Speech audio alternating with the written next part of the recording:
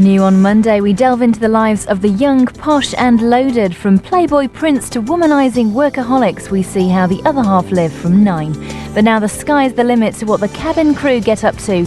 Confessions of an air steward. Ladies and gentlemen, welcome aboard this confessional flight. We do hope you enjoy your journey. Step on board and prepare for a relaxing experience. I said, "Thank you for that, sir," and there's a rubber glove with your name on it waiting for you at customs. Learn the real meaning of in-flight entertainment. I should imagine pilots see stewardesses as very easy pickings. Yes, they are most of the time. And remember, you're in the safest hands. Turned the automatic pilot off, and for the next 15 minutes I was flying it, doing a few bends over Russia. Nobody was none the wiser, just tipping it left and right. Strap in and hear former stewards confess their sins.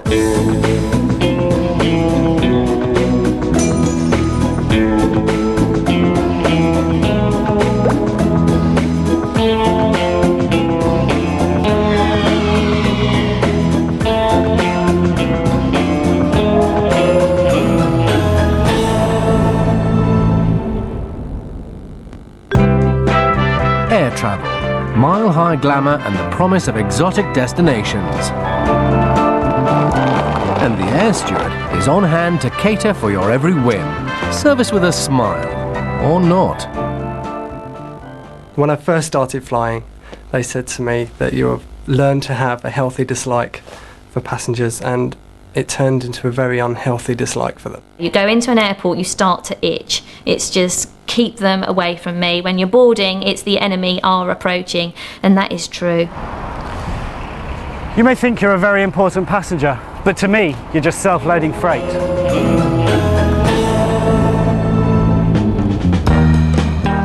In a 20-year career, a steward will meet and greet over 1 million people. Confessions has discovered the secret tactics cabin crew use to control their human cargo.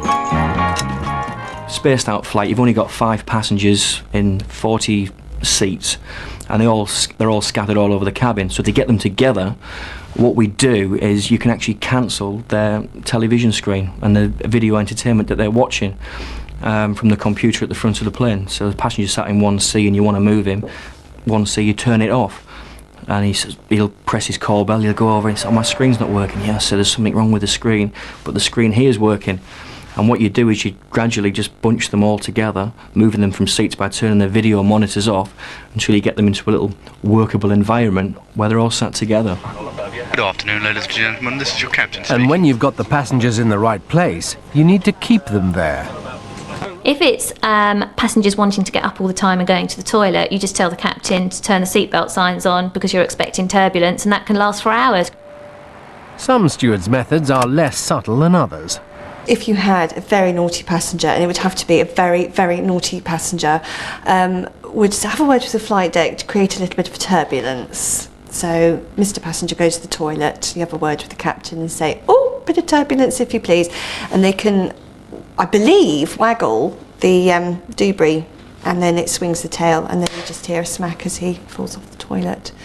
But of course I've never heard of that. I've never seen it, but I'm sure there are some people that do that.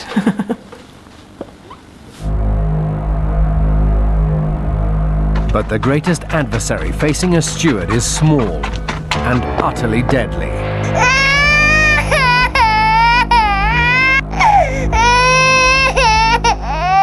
Imagine what it's like if you're on a charter flight to Mallorca on the busiest Saturday of the year. It's going to be like the worst children's party you've ever been to, and your job is to provide the entertainment and then clean up afterwards. Babies are a real pain. They get on everybody's nerves, but especially the cabin crew, because we're the ones who've got to put up with it, and the complaining passengers about the whinging mother and all that sort of paraphernalia. So I find, shouldn't really tell you this, but a few drops of gin in the milk does wonders, knocks the child out for the rest of the sector. Everybody's happy, especially the cabin crew. One little boy kept running in my galley one day, in and out, can I have this, can I have that, making a complete mess. And then he went into the toilet. So I thought, right, now I've got him. And on the outside of the toilet, you can lock the door from the outside. So each time he unlocked the door to come out, I locked it back up again. Oh, you little bugger. And that really got him, but he started to cry, so I had to let him go back to his parents in the end. But it taught him a lesson. Screaming children test cabin crew's ingenuity to the limits. But 5 miles up, there are still more difficult passengers to deal with. An estimated 22 people will die of natural causes on planes arriving in Britain this year. And once again, it's down to the steward to look after them. An aircraft, won't be brought into land as an emergency if they're already dead.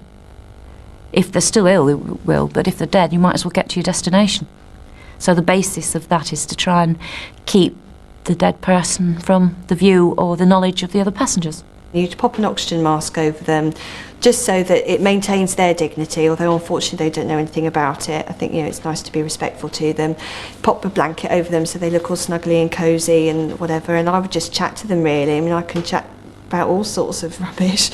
I don't know, I'd say, oh, isn't it lovely outside, or look, we're nearly landing now, and hang on in there, so that passengers would think, yes, he's okay, he's recovered, he's still going. Unfortunately, you do have to secure a body for landing, because you can't have it flopping off down the aisle when you're slamming the brakes on. And I know of an instance where we had to put the body in the toilet because it was the only place that had a door to keep the body in place. And it's not very nice for somebody else to have to sit and hold on to a dead person so they don't slide off their chair.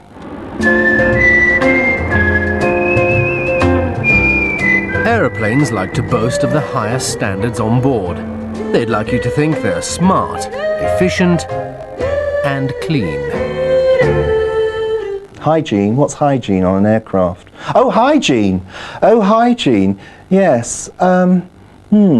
Aircraft and hygiene, do we use them in the same sentence? You wouldn't eat if you knew the dirty conditions that the food's being served in. You would cook all the meals in ovens. It was very difficult to tell if they were ready. One would take the foil off, stick your finger in it, see if it was defrosted and hot, and put the foil back on. If I see the foil's been tampered with, I won't eat it. You would take the coffee pots into the toilets, swill it down into the toilet, and 300 passengers might have been in that toilet during the flight. You can imagine what stuff is in there.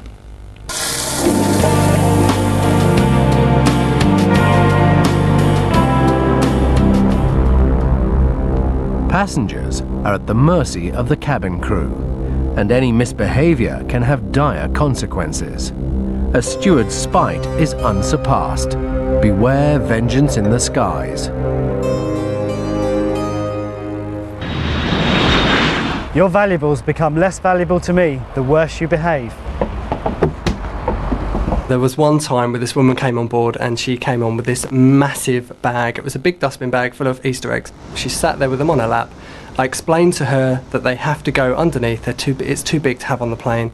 And she went absolutely mad. She was swearing at me, causing a scene, screaming in fact, and it was quite bad. And I informed her that I would have to tell the purser and have her removed from the plane if she didn't give me this bag, and she would be offloaded. And finally she agreed, and I said to her they would be safe in my hands. Trust me. As I took them down the steps and I put them in the forward hold, I kind of slipped and made the bag small by smashing it around a bit. I felt guilty for about 3 minutes and then went back onto the board on the plane.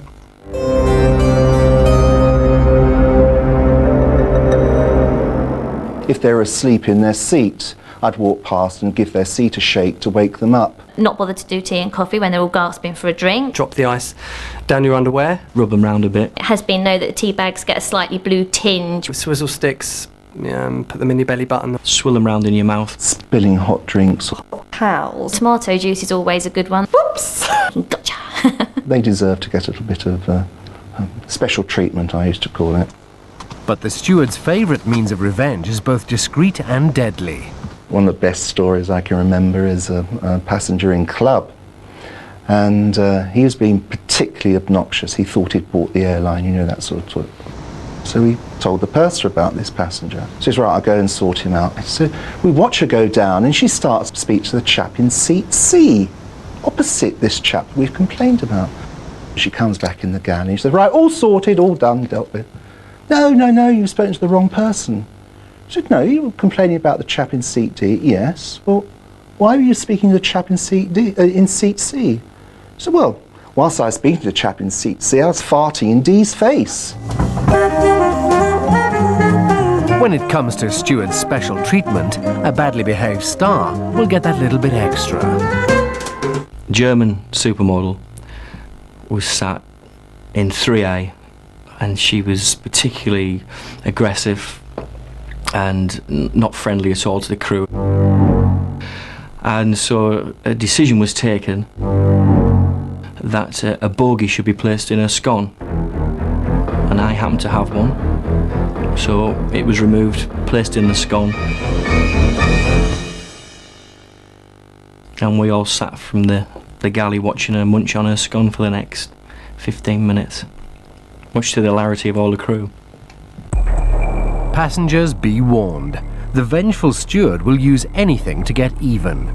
Take a friend in customs and add a rubber glove. We're coming in for a landing, and there were two skinhead guys sitting on the centre aisle holding hands, and I thought nothing of it, but it was across the aisle. And as I was coming up, clearing the rubbish, these guys looked up at me and said, "Recognise this, you faggot," and I was absolutely horrified that I'd been called this, as I hadn't warranted it at all. I felt that as other male cabin crew, you know, everyone suspects or expects them to be gay, but they're not. So I said, "Thank you for that, sir, and there's a rubber glove with your name on it waiting for you at customs." His face dropped. He was absolutely horrified, and I was so happy that I'd got the response that I'd wanted, because that's what I wanted to do. I wanted to shock him and I wanted to worry him, because he had no right to speak to me the way he did. And as the ground crew were out there in dispatch, I gave him a wink and pointed to the sky, and he got stopped at customs. In part 2, steward's pranks on board. Apple pie, apple pie. Pork pie, yes, pork pie, sir.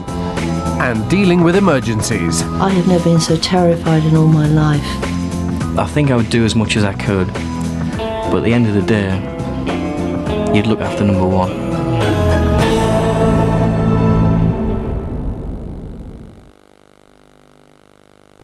Only with the Daily Mail can you save 20% at Debenhams, Britain's favourite department store. Yes, 20% off. Save hundreds of pounds starting in tomorrow's Daily Mail.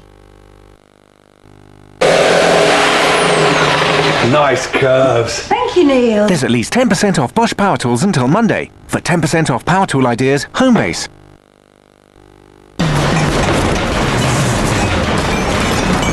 Airwick Crystal Air from Hays has an innovative glass design with waves of real perfume, which fragrance your home consistently for up to 4 weeks.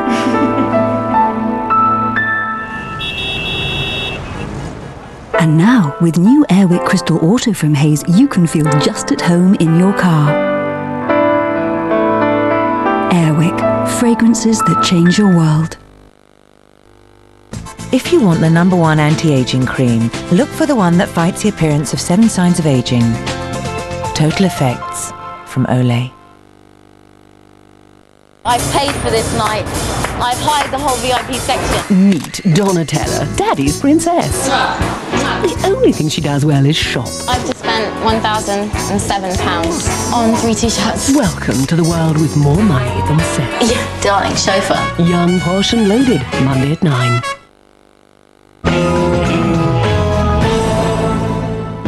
Routine. It's a killer, and cabin crew suffer boredom more than most. Every year, a charter steward serves up 90,000 meals, 300,000 drinks, and smiles at 100,000 disinterested passengers. Well, it becomes very, very tedious saying goodbye to over 300 people. Goodbye, sir. Goodbye, sir. Goodbye, sir. Goodbye, goodbye, goodbye, goodbye, goodbye, goodbye, goodbye. And you think, oh, how many more times have I got to say this? You don't even look at them. So if you've got foreign people on board who don't really know what you're saying, but as long as you smile sweetly and bow sweetly as you say it, you can say, apple pie, apple pie. Pork pie, yes, pork pie, sir. Thank you very much. Pork pie. Thank you very much. Apple pie, and see how many people notice. And some do actually look at you, did I hear that? But then they'd think, oh no, that dear little innocent girl, she wouldn't say anything so rude. All the advertising that airlines do kind of create the impression that all the cabin crew's attention is focused on you, the passenger, and they are just there to make sure that you have a good, comfortable time. That's complete tosh, of course. They're mostly there to try and have the best time that they possibly can at 30,000 feet while crammed into a small metal tube. One of the things that we do with trainees is change the whistle on the piece of string on the life jacket for a tampon and stick it back in its little pouch on the life jacket. So when the trainee is putting on the life jacket and the coming to do the demonstration, and the voiceover is saying, on the right-hand side of your life jacket is a whistle like so, and the trainee pulls it out and looks in absolute horror at this tampon on the end of the string, so the whistle. And then it gets worse, because they're in front of 400 passengers, and the voiceover says, and blow like this. And the trainee then has to put it in his or her mouth and blow, then put it back in a little pouch. Naughty. One particular favourite of many cabin crew that I've flown with is Morn horn, which is when we're doing a long flight, we are waiting for the passengers to go off to sleep and we dim the cabin lights, and that's when we get really bored. So one of us will go on the flight deck and ask the captain to turn the heat up. We leave it about 10-15 minutes, and then things start to grow in the trouser department. This sounds really rude, but men sometimes wake up a little bit eager, don't they? So what we used to do is go down the aisles of an aircraft, one trolley dolly on one side, another trolley dolly on the other, and see how many men with morn horn they could find. On one particular flight I counted 14, and we'll get down to the end. And then you'd come back and compare numbers. And go back and recheck, and you know, whoever finds the largest or the smallest one offers them either a blanket or a cocktail napkin to keep them warm.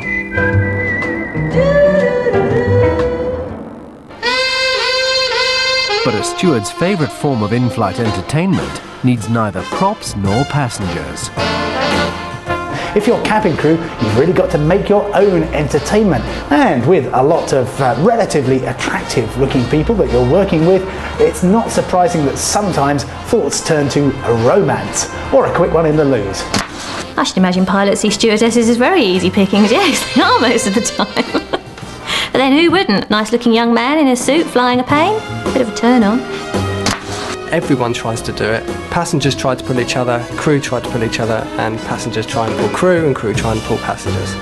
Me and one of the girls on the crew, on our break, officially signed the Mile High Club for about 5 minutes. Confessions has discovered that one of the most popular forms of entertainment is incredibly dangerous: flying the plane. The pilots earn their money during takeoff and during landing. The rest of the time it's actually pretty dull. So if a new recruit comes into the cockpit and wants to sit down and find out how this works, and go that way, go up and down, of course they're going to perhaps do that. At the time I was taking my private pilot's licence, so the captain suggested it might be fun if I had a go at flying a 737, which is very different from flying a small light aircraft. I thought it would be good. So they took it off automatic pilot and I flew it for a little while. But I had great difficulty and I couldn't keep a straight line and I was up and down, and unfortunately we were over France at the time and French air traffic control came on the radio and asked why we weren't flying in a straight line. Which was rather embarrassing, so I had to come off the controls and they made some excuse, which obviously be very careful what goes on the voice box as well in the flight deck. And that was my experience of flying a 737. One of the first officers asked if I'd like to fly the plane. So I jumped in the captain's seat, of course, he's on his brake, none the wiser. Got hold of the joystick, turned the automatic pilot off, and for the next 15 minutes I was flying it, doing a few bends over Russia. Nobody was none the wiser. The first officer said, take the captain's seat, let's have a flying lesson. I said, yeah, great. I was really interested. I could tell the speed of the plane, the height of the plane, the direction of the plane. The INS was all logged in so that there was no real chance of us crashing. We were doing very well until the captain came back and he didn't see the funny side. Of the cabin crew Confessions has interviewed, a quarter claim to have flown the plane. It never occurred to me that I'd put anybody in danger. looking back on it, I think I was probably quite competent in what I was doing, if not qualified. Flying is the safest form of travel. The odds of being in a plane crash are 1 in 10 million. But occasionally, emergencies arise. And it's here that stewards with their training and courage come into their own.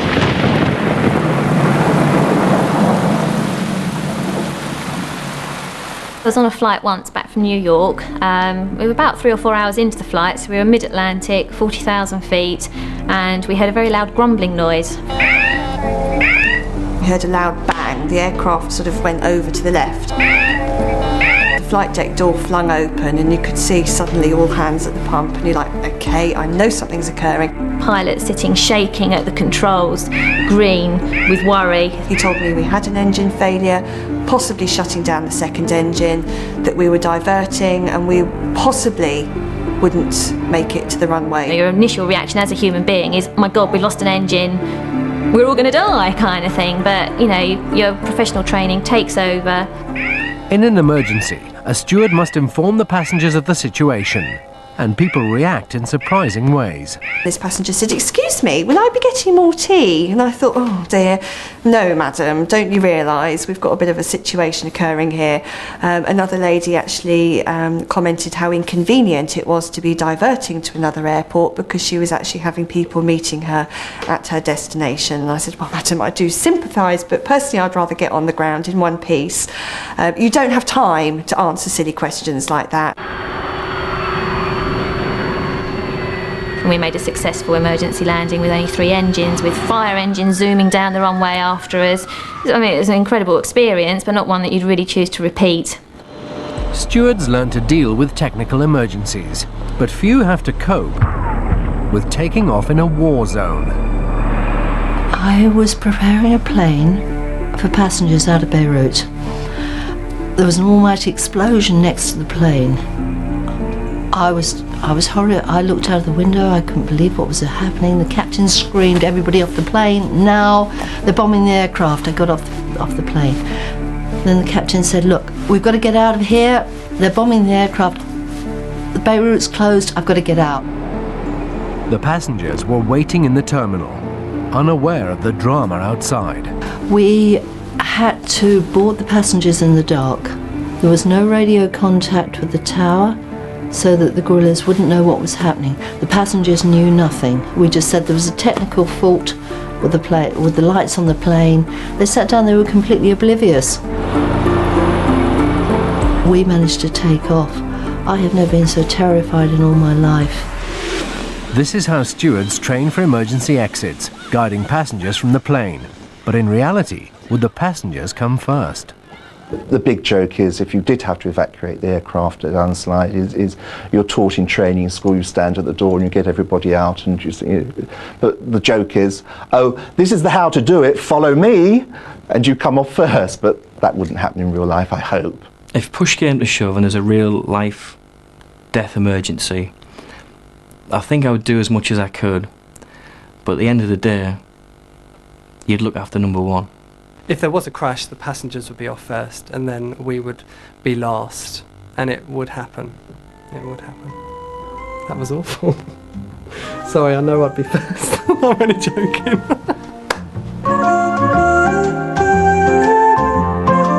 Next time on Confessions. I used to completely lie out of my teeth to close a deal. Yes, it's the turn of the estate agents to confess their sins. I'm going to use language that's going to make whatever it is I'm selling more desirable. Change the angle by just 20 degrees and they'll think they're looking at a completely different property. You got a flat above a chip shop, I call it close to local amenities. Framed for murder. Oh God, Lewis. I'm finding this very difficult to hold on to. Inspector Morse is next. And Confessions of an Estate Agent is next Friday at the same time, 8 o'clock.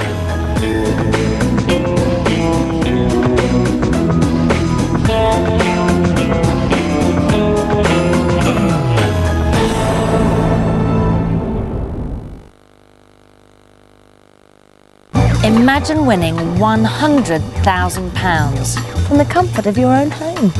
All you have to do is ring this number and make the call that could make you richer. The Vault, the only show where you could win £100,000 from your living room. Don't just sit there. Pick up the phone and call us now. The Vault starts soon on ITV1.